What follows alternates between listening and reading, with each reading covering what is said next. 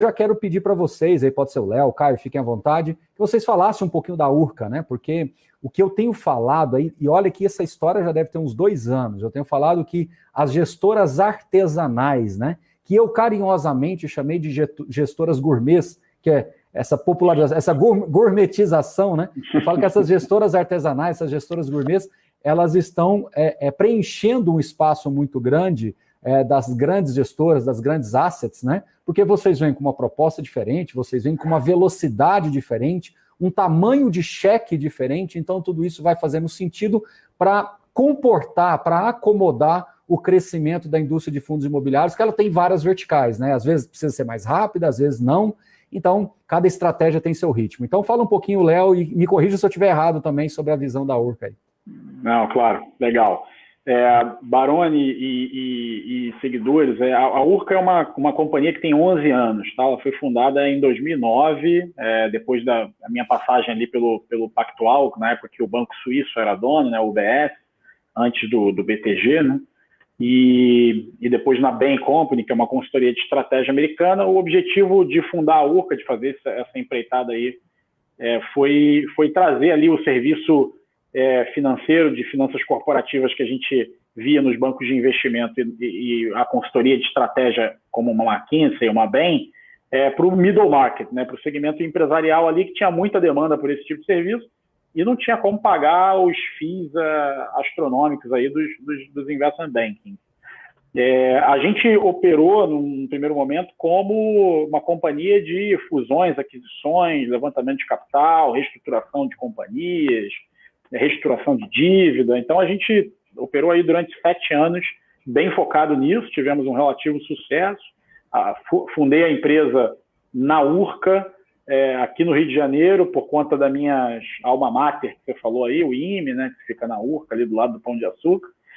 Depois a gente montou o escritório de São Paulo, fomos agregando novos sócios e crescemos bastante nesse segmento de corporate finance. Em 2014, do final de 2014, 2015, o Caio se juntou ao time como sócio, muito para estruturar uma área que a gente via com muito bons olhos, e o Caio tinha muita experiência, que é a área de dívida estruturada, né? O médio e pequeno empresário precisava tomar uma dívida, o acesso ao mercado de crédito era restrito para ele não tinha acesso ao mercado de capitais. Foi justamente num período em que o crédito ficou muito difícil no Brasil, ali da recessão, final do governo Dilma, e a gente encontrou um terreno muito fértil para fazer as operações de dívida estruturada.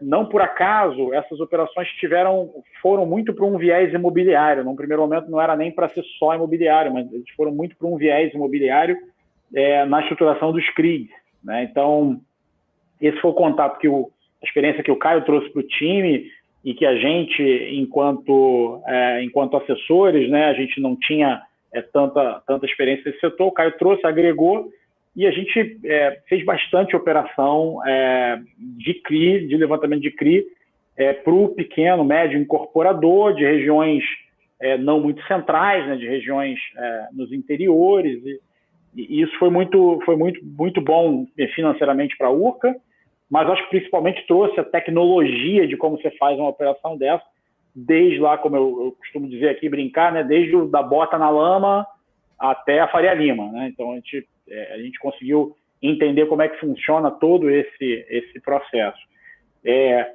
A Urca, ela teve, ao longo desse período aí, a gente sempre foi uma empresa multissetorial, então a gente faz transação em diversos setores, e a gente sempre teve uma ideia de montar uma gestora de recursos, né?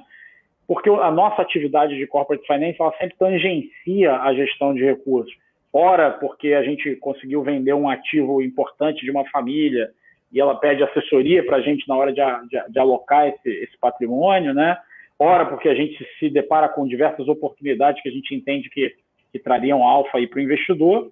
E quando a gente juntou, né, a nossa atividade de dívida estruturada com esse desejo de montar a gestão, a gestora de recursos, a gente decidiu fazer o nosso primeiro fundo como um fundo imobiliário, aquilo que a gente conseguiria, talvez, unir as nossas maiores potencialidades, né?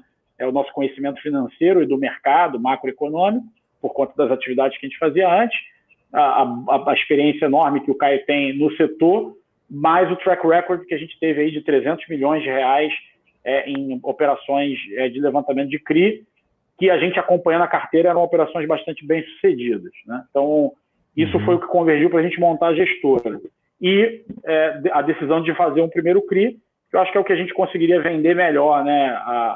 E a experiência que a gente tinha na originação, porque, enfim, relacionamento com incorporadores, conhecimento desse mercado, como eu disse, né? Do pé, da bota na lama até a Faria Lima. Então, é um pouco maravilha. isso. Ô, Caio, e é com base nisso que eu já pego o gancho aqui para você, né? Eu falo que tem fundo de CRI, fundo de dívida, que é muito claro, aquela dívida corporativa, clássica, às vezes indexada a um contrato BTS, uma coisa muito simples de você compreender. Tem outros fundos de CRIs que já está navegando em outros mares, né? Olhando multipropriedade, alguma coisa voltada para um setor mais pulverizado, enfim. Qual é ou o que esperar do RPR11? O que o cotista do RPR11 deve esperar? Lembrando que esse fundo veio ao mercado ali com um PL de 30 milhões, né? E vocês encerraram aí no final de outubro uma outra emissão com 45 milhões. Então, é um fundo que, a gente vai abrir o relatório daqui a pouco, mas é um fundo que, apesar de ter 75 milhões, é um PL relativamente pequeno quando a gente olha para os pares, mas ele tem um DNA muito claro, muito evidente, e é com base nisso que eu queria te perguntar. Explica um pouquinho qual é esse DNA dos CRIs e o que os cotistas devem esperar, por favor. Então, a gente tem uma estratégia muito clara de recebíveis pulverizados residenciais, tá? A gente não toma risco de equity, propriamente dito, que seria o risco societário de um eventual empreendimento. A gente entende como risco societário o risco atrelado à performance de vendas de um determinado empreendimento, né? Então, todas as operações que a gente faz, elas são saudáveis se o empreendimento simplesmente parar de vender, por exemplo, né? Então, num cenário de estresse ali, se a carteira começar a estacionar ou até piorar substancialmente, como a gente viu na crise aí, as nossas operações elas são estruturadas para que elas continuem de pé, assim como foi o exemplo mais claro aí que a gente teve nos últimos meses, né?